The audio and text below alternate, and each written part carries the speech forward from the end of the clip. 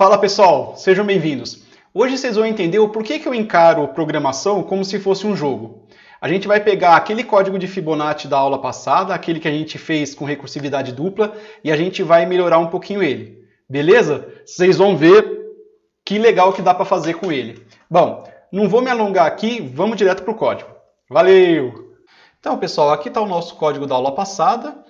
É o código da sequência de Fibonacci com recursividade dupla. E aqui está a execução dele quando a gente tenta encontrar o sexto elemento da sequência de Fibonacci. O que acontece aqui? Como é que a gente pode melhorar? Se você olhar para o código, a gente vai ver uma coisa que incomoda um pouco a gente quando a gente olha essa estrutura aqui, esse fluxo de execução. Que é o quê? Reparem, cada uma dessas funções vai retornar a resposta da sequência de Fibonacci da sua vez. Então, por exemplo, aqui, ó, esse Fibonacci aqui. Então, quando o n vale 1, ele vai retornar 1. Por quê? Porque o primeiro elemento da sequência de Fibonacci é 1. Por isso que vai ter o return 1 aqui, ó, que é a linha 38. Aqui, Fibonacci, quando o n vale 2, ele também vai retornar 1. Por quê? Porque o segundo elemento da sequência de Fibonacci é 1. Então, enquanto n for menor que 3, ele vai retornar 1. Agora, reparem aqui, ó, quando o n vale 3, o que ele vai retornar? Ele vai retornar o 1 mais 1, então ele retorna o 2 para cá. Por quê? Porque o terceiro elemento da sequência de Fibonacci é o 2. A mesma coisa para esse 4. O quarto elemento da sequência de Fibonacci é o quê? É o 2 que foi retornado deste cara com o 1 que foi retornado desse aqui. Então, no fim das contas, essa função vai retornar o resultado do quarto elemento da sequência de Fibonacci, que é o 3, e assim por diante. E daí? E daí que se a gente for analisar essa estrutura, a gente vai ver que o nosso código está reexecutando, está recalculando várias vezes as mesmas sequências de Fibonacci. Repara aqui, ó, ele calculou aqui nesse exemplo qual que é o primeiro elemento da sequência de Fibonacci. Ele fez a mesma coisa aqui embaixo, ele fez a mesma coisa aqui embaixo. Aqui é a mesma coisa, olha lá. Quando ele calcula o segundo elemento da sequência de Fibonacci, que é o 1, ele fez isso uma vez, duas vezes, 3 vezes, 4 vezes, 5 vezes. Quando ele calcula o terceiro elemento, ele calculou uma vez, duas vezes, 3 vezes aqui embaixo. E assim por diante. Então a gente vê que nessa execução, o meu algoritmo ele está fazendo um recálculo da mesma coisa várias vezes.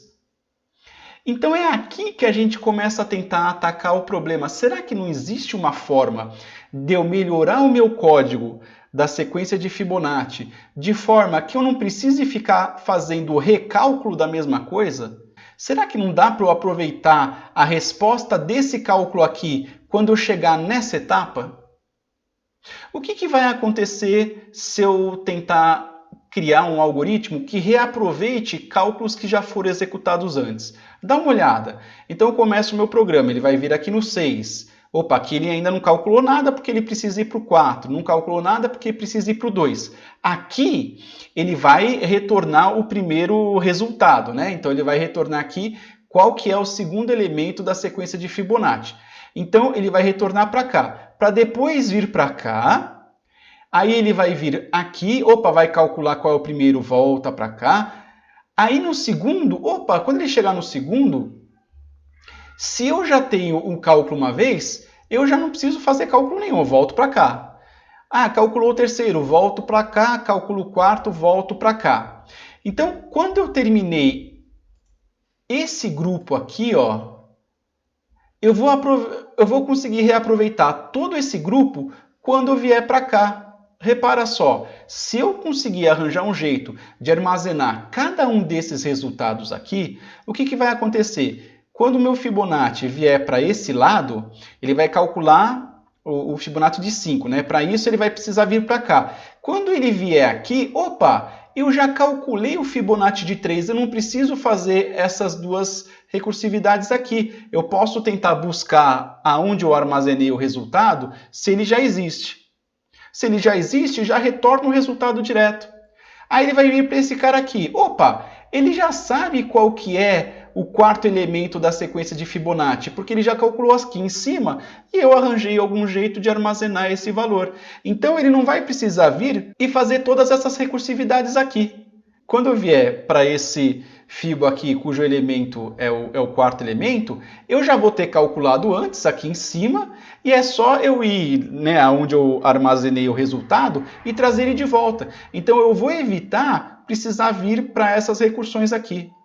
Então, se eu arranjar um jeito de armazenar os cálculos que eu já fiz antes, eu vou diminuir consideravelmente a quantidade de recursividades que o meu mesmo algoritmo vai precisar fazer. Legal? Então a pergunta é, como é que eu posso fazer para reaproveitar cálculo que eu já fiz antes, né? Se tem algum cálculo que eu vou refazer, primeiro, como é que eu faço para armazenar esse cálculo? E segundo, como é que eu faço para reaproveitar o cálculo que eu já fiz, certo? Bom, então, para cada cálculo que ele já fez, para cada solução que ele já encontrou, eu preciso armazenar isso em algum lugar. Como é que eu posso fazer? Eu tenho que armazenar isso, né? Em programação a gente armazena coisas na memória, certo? E para a gente armazenar algo na memória, pelo menos de forma temporária, a gente usa variáveis. Como eu vou armazenar vários resultados, então eu vou criar na memória uma variável que possua vários elementos. Em outras palavras, eu posso usar aqui um vetor para armazenar os meus resultados. Então, a primeira coisa que eu preciso fazer é criar o meu vetor. Quantas posições o meu vetor precisa ter? Depende de qual elemento da sequência que eu quero buscar.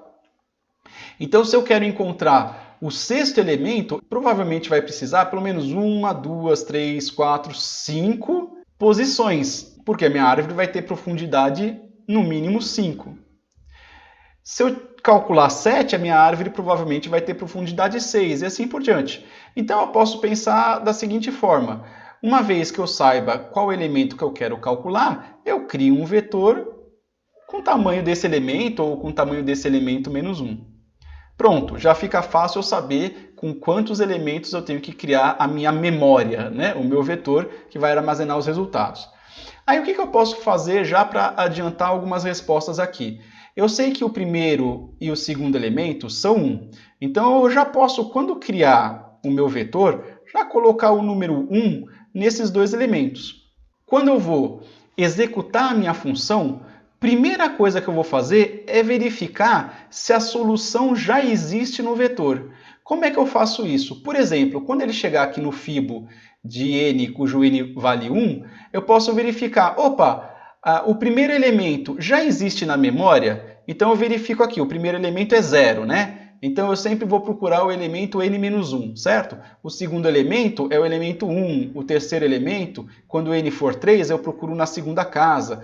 Quando n for 4, eu procuro na terceira casa, tá bom? Então eu verifico, opa, pera lá, existe algum valor dentro da posição 0? Ah, existe um aqui. Então, retorna o que tiver aqui dentro já.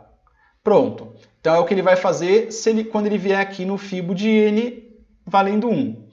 Quando ele voltar por 3 e for por 2, vai acontecer a mesma coisa. Eu verifico lá na memória. Olha, lá na posição n-1, né? Porque o segundo elemento é o de número 1 aqui. Existe alguma coisa lá na memória? Opa, existe o número 1. Então já retorna. Aí, quando eu vier aqui e chegar nesse 3, o que eu vou fazer? Opa, ele retornou um daqui e um daqui. Quer dizer, eu cheguei nesse ponto aqui em que houve o retorno dessas duas funções aqui? Sim. Então, o que eu vou fazer? Eu vou lá na posição n-1 e coloco esse resultado aqui, que é o 1 mais 1. Então, na posição n-1, que é o 2, eu vou colocar essa soma. Opa, o 2 vai estar aqui, ó. Ah, legal. Aí ele vai voltar para o 4. Quando ele voltar para o 4, ele já vai ter, né, essa função, já vai ter a resposta dessa função aqui e dessa. Ele vai somar o 2 com 1. Depois que fez essa soma, quer dizer, depois da soma da função recursiva dupla, o que eu faço antes de retornar esse valor? O que eu vou fazer? Eu vou pegar essa soma e colocar na posição n-1. Então, na posição 3, eu vou colocar o número 3 aqui, né? Por coincidência, o 2 mais 1, o 3 aqui. Legal. Agora ele vai vir para o 6. Quando ele chegar no 5, ele vai verificar que, opa, na posição 5 menos 1 tem alguma coisa? Não tem. Então, o que ele vai fazer? Ele vai ter que vir para cá. Quando ele vier nesse cara aqui, ele vai verificar, antes de chamar as funções recursivamente, eu vou ter que verificar na posição n menos 1, na posição 2, já tem algum valor? Então, eu vou lá na posição 2. Opa, tem um valor aqui na posição 2.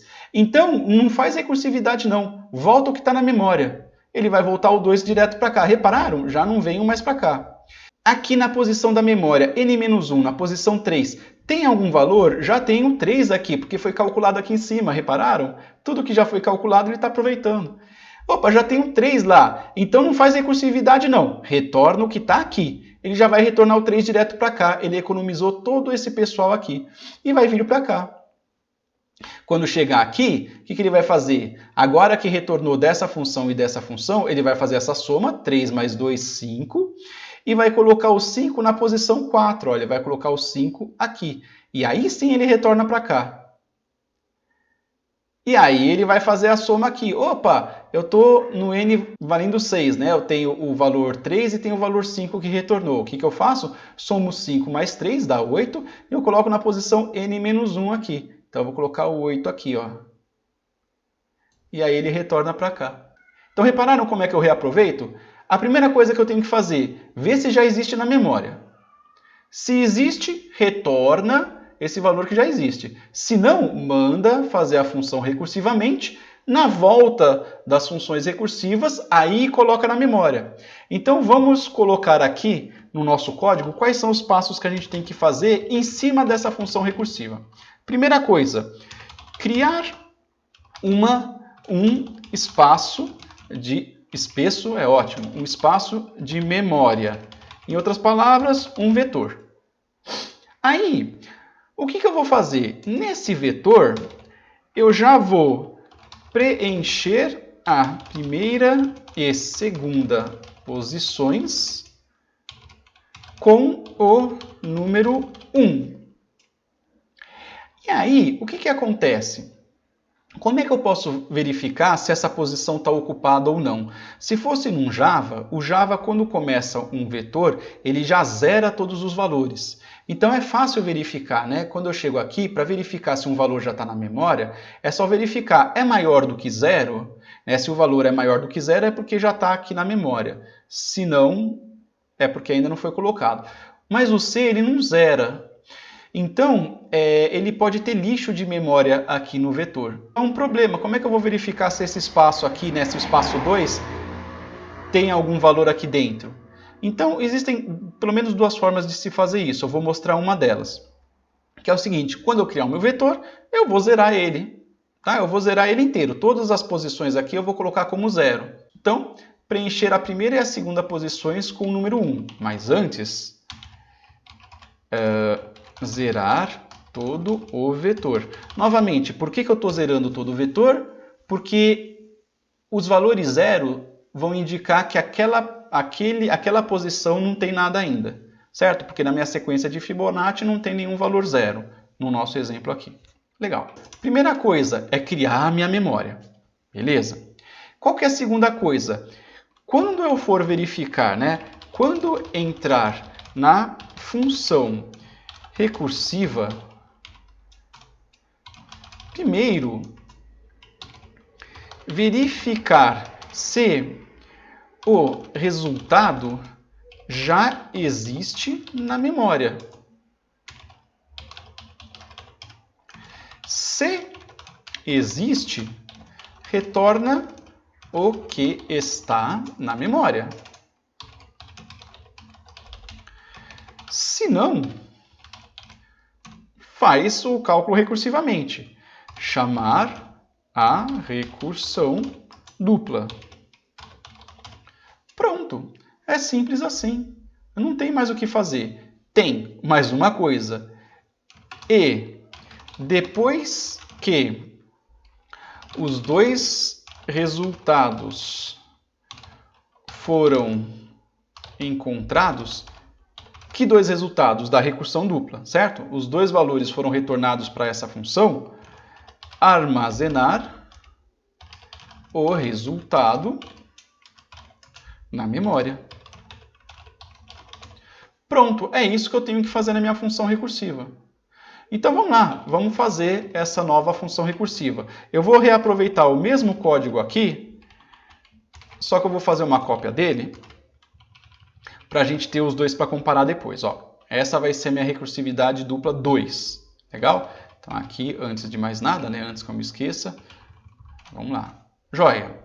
Então, a primeira coisa que eu vou fazer é o que está escrito aqui em cima. Eu vou criar um espaço de memória. Esse espaço de memória, eu vou criar esse espaço como uma variável global, certo? Assim eu não preciso ficar passando como parâmetro. Como é memória, não tem problema. Então, eu vou criar lá a minha memória.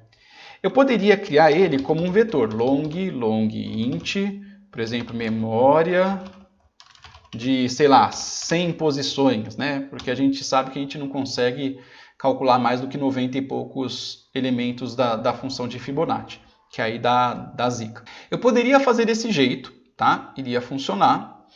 Mas o que eu vou fazer? Eu vou criar esse vetor de forma dinâmica. Então eu vou criar aqui um ponteiro.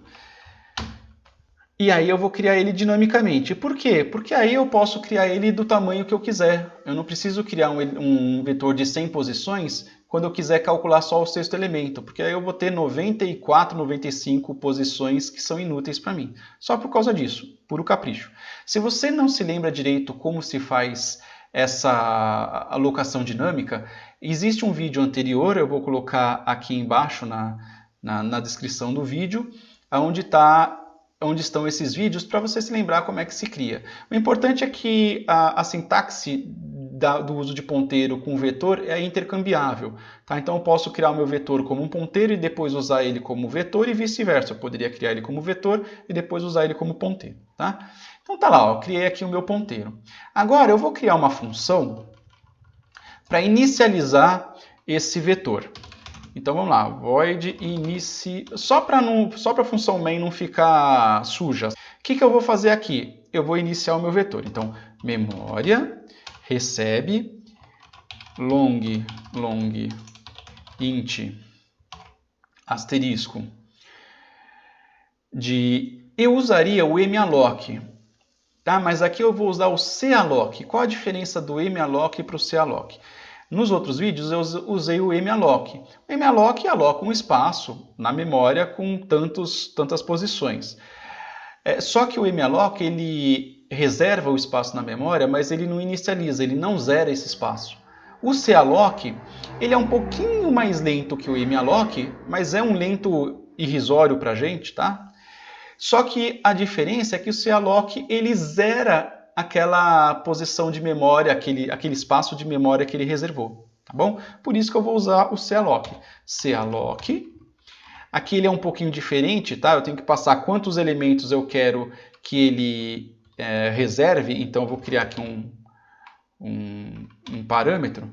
Então eu quero que ele reserve n elementos cujo tamanho, então size of, seja de um long int. Tudo bem? É isso.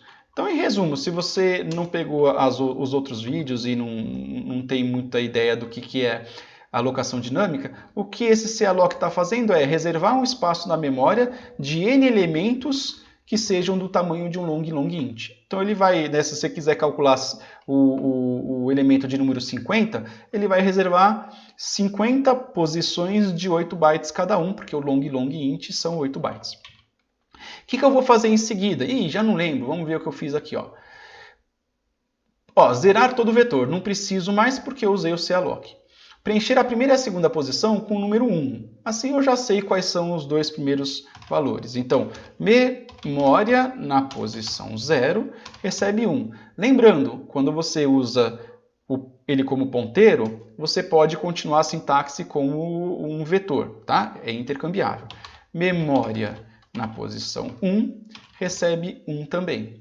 Legal, está inicializado aqui a minha memória. Muito bacana. Agora o que eu preciso fazer? Bom, antes de eu chamar a função recursiva, eu tenho que inicializar, então iniciar, né? E vou passar o n aqui, ó. Então na minha função main, depois que o usuário digitou quantos valores, né, qual é o enésimo valor que ele quer identificar da sequência, aí eu vou inicializar, o vetor vai passar a existir a partir desse ponto, e eu vou chamar aqui o Fibo RD2 aqui, nosso, né, o que a gente está mudando aqui, ó, esse cara. Legal, vou manter esse contador para a gente fazer a comparação daqui a pouco, vai ser muito louca a diferença de comparação, muito legal. Agora, o que eu vou fazer? Reparem uma coisa, eu já não preciso mais retornar esse valor 1, porque o número 1 já está na memória, certo? Olha lá, o 1 aqui da posição do primeiro elemento e do segundo elemento já estão na memória. Então, esse if aqui já meio que perdeu o sentido aqui. Pronto. Então, o que eu vou ter que fazer nesse Fibonacci? Olha que legal. Lembra que eu falei aqui em cima, ó?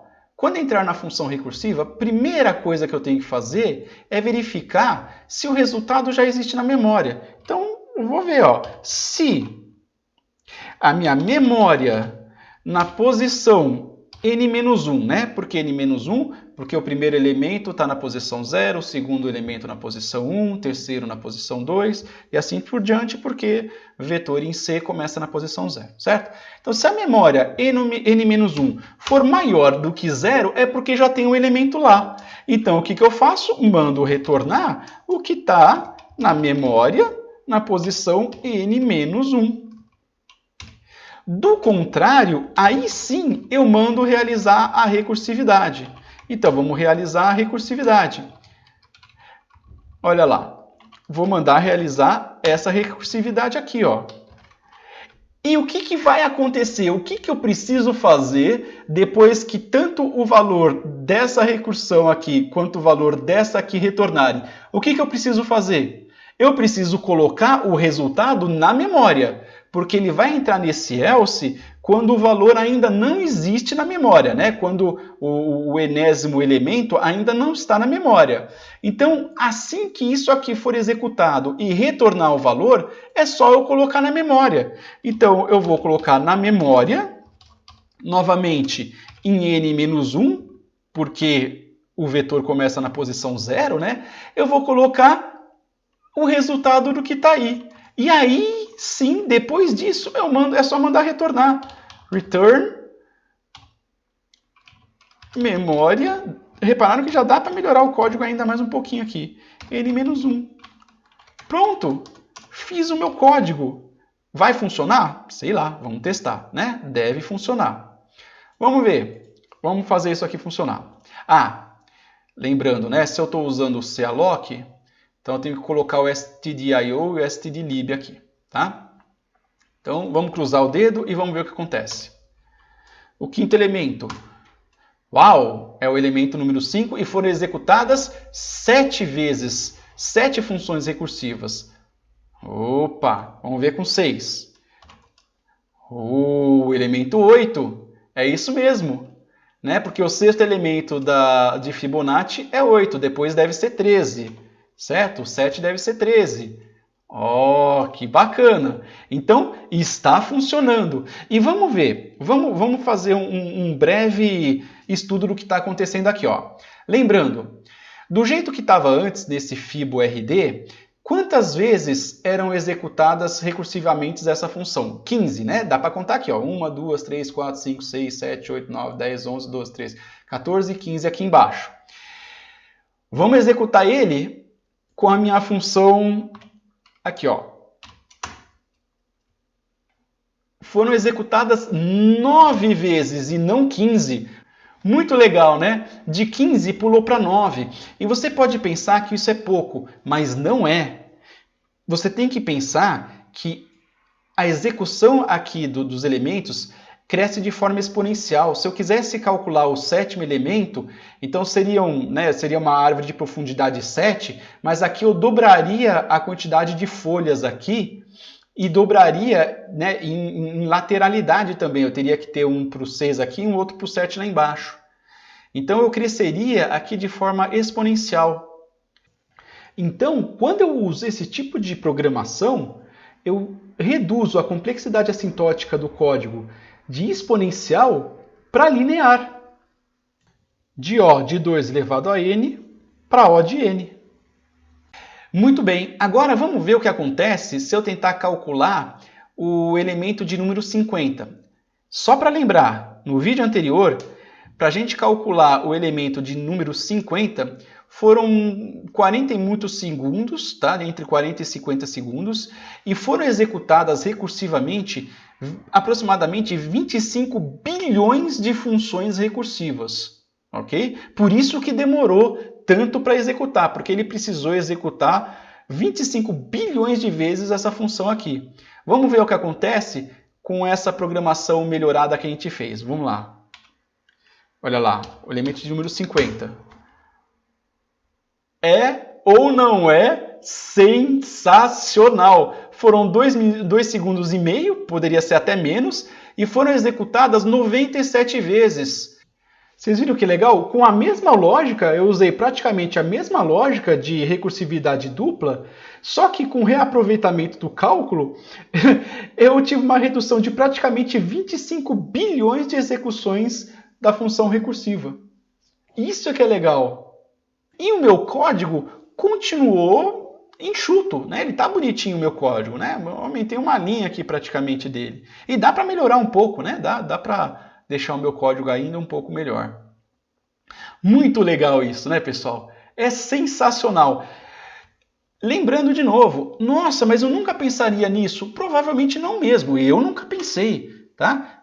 Para eu chegar, para vocês terem uma ideia, depois que eu descobri, né, que eu aprendi que existe uma forma de você reaproveitar cálculo que você já fez, para eu chegar nessa solução bonitinha aqui, eu passei por 4 versões diferentes. Tá? A forma como eu utilizei a memória, né, como eu criei o meu vetor e como eu fiz o meu programa saber se aquela posição estava ocupada ou não tinha sido dessa forma tão simples. Eu tinha feito com um índice, tá? Um índice no vetor que indicava quantos elementos já tinham sido ocupados. Eu tinha feito com malloc na época, depois que eu vim pensar do calloc. Então, é normal, eu fiz de uma vez, aí eu pensei de uma outra forma, melhorei um pouquinho, fiz de outra forma até chegar nesse algoritmo mais enxuto. Mas ficou muito legal, sensacional, né, pessoal? E agora vem a grande revelação. Esse tipo de programação a gente chama de programação dinâmica. Isso aqui é programação dinâmica. É uma programação em que você reaproveita cálculos que foram executados anteriormente para não precisar fazer um recálculo de uma mesma coisa, tá bom? Então aqui, olha que bacana, além da gente ter visto como a gente pode melhorar mais ainda o nosso código, a gente teve uma breve introdução, uma pincelada sobre programação dinâmica. E quando a gente consegue aplicar programação dinâmica? Quando a gente encontra 2 características: a presença de subestrutura ótima e superposição de subproblemas. Subestrutura ótima é quando uma solução ótima para um problema contém em seu interior soluções ótimas para subproblemas. A superposição de subproblemas é uma palavra muito difícil para uma coisa muito simples. Então, quando você tem um algoritmo recursivo que reexamina o mesmo problema muitas vezes, no nosso caso, refaz o mesmo cálculo várias vezes, você tem superposição de subproblemas. Que foi o nosso caso aqui, né? Quer dizer, ele já calculou o Fibo, o quarto elemento de Fibonacci, para que eu vou precisar fazer toda essa recursividade de novo aqui? Né? Então ele está reexaminando nesse ponto aqui o que ele já fez aqui. Então quando você tem uma situação dessa em que você percebe que a tua função recursiva faz o mesmo cálculo ou reexamina o mesmo problema mais de uma vez, você já intuitivamente começa a pensar que você pode usar o método de programação dinâmica, que nada mais é do que criar uma memória para você armazenar esse cálculo que você fez e depois verificar a cada execução se esse cálculo já existe na memória. Se já existe, reaproveita, não calcula nada não. Senão, aí sim você calcula. O objetivo desse vídeo não era ensinar programação dinâmica, mas a gente acabou entendendo um pouquinho de programação dinâmica aqui com esse exemplo. Toda função recursiva múltipla você consegue aplicar programação dinâmica? Não, nem sempre, porque nem toda programação, nem toda recursividade múltipla você vai, né, você tem a chance de recalcular ou reexaminar um mesmo problema mais de uma vez. Olha lá, e para deixar esse código ainda com menos linha, a gente pode transformar essas duas linhas aqui em uma só. O C permite que a gente faça isso aqui, ó. O C deixa que a gente faça isso. Então, o que acontece nessa linha? A primeira coisa que vai acontecer é a chamada dessas duas funções recursivas, quando estiver nessa linha, né? Então, depois que essas duas funções recursivas acontecerem e forem retornados seus respectivos valores, aí os dois valores que vão ser retornados vão ser somados. Depois de serem somados, esse valor é atribuído a esse espaço aqui do vetor, para depois acontecer o retorno dessa linha. Bacana, né? E aí você pode diminuir mais ainda, colocando tudo numa linha só, como a gente fez no exemplo anterior, para deixar mais bonitinho ainda. Olha lá.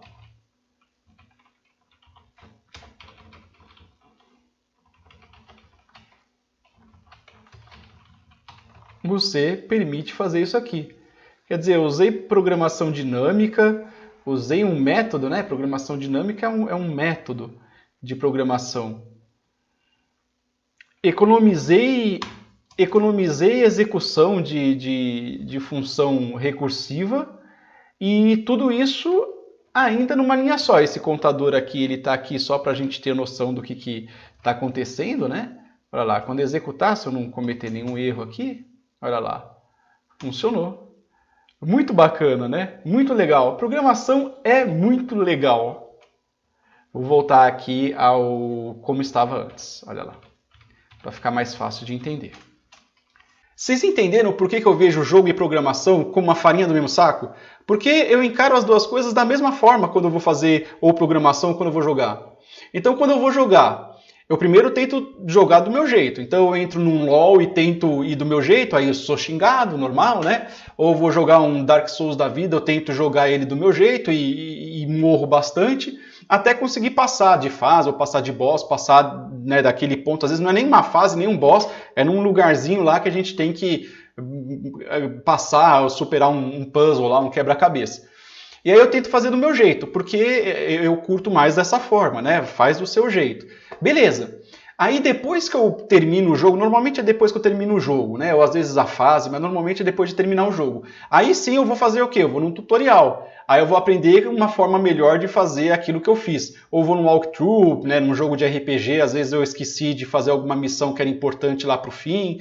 E aí o fim não é tão legal, não consigo o melhor fim de todos, né? Quem já jogou Silent Hill sabe bem como é que funciona a coisa. Quando você não faz a coisa do jeito que o cara que desenvolveu o jogo queria desenvolver. Aí eu vou no walkthrough, aí eu vou num tutorial. E aí eu vou melhorando a minha forma de jogar. E eu jogo de novo, aproveitando tudo que o jogo pode fornecer. Programação é a mesma coisa. Eu fico lá horas e horas tentando resolver um problema. Então eu leio o problema, tento descobrir uma solução por conta própria, que normalmente não é a melhor solução, está longe de ser a melhor solução. E aí eu tento fazer. Às vezes demora horas, às vezes demora dias, dependendo do problema que eu preciso resolver. Às vezes demora dias para resolver. Acontece. E aí o que eu faço? Depois que eu resolvi o problema, eu tento melhorar, né? Então eu tento fazer para rodar. Depois que eu faço para rodar, eu tento melhorar o código. Puxa vida, mas isso aqui tá feio. Vamos tentar melhorar, eu tento deixar o código um pouco mais limpo.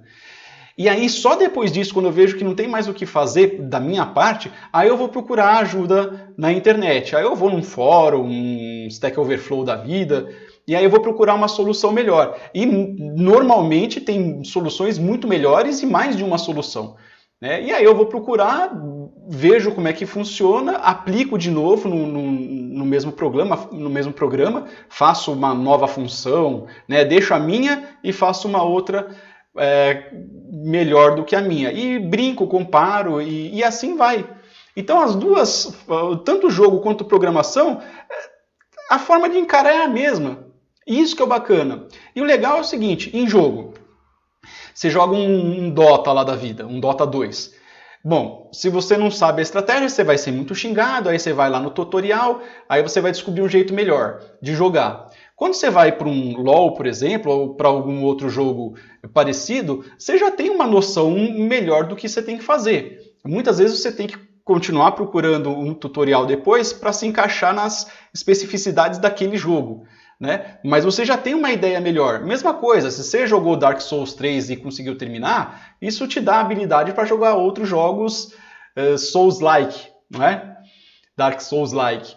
Então esse é o esquema, a programação é a mesma coisa. Ah, nossa, mas eu nunca conseguiria resolver da melhor forma possível. Assim como eu provavelmente nunca conseguiria terminar um jogo de RPG, por exemplo, com todas as conquistas do Steam, né? Aí você vai caçando depois, isso é o normal.